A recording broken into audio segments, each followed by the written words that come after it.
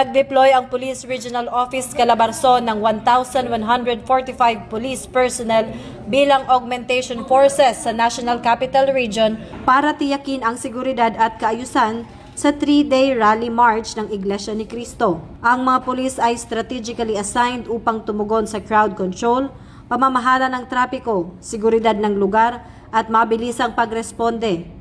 Kabilang sa mga pwenesto ang mga tauhan mula sa Regional Mobile Force Battalion 4A, 5 police provincial offices ng regional headquarters, red at blue teaming at iba pang support units para sa komprehensibong security coverage. Ayon sa Pro Calabarzon, sapat ang bilang ng mga nakadeploy na tauhan at naging maayos ang koordinasyon sa National Capital Region Police Office upang mapanatili ang kaayusan at kapayapaan sa buong 3 araw na aktibidad. Nagbigay rin sila ng paalala sa publiko hinggil sa pagbigat ng trapiko dahil sa dami ng mga dumadalo at hinihikayat ang pagsunod sa mga police advisory para sa kaligtasan at kaginhawaan ng nakararami.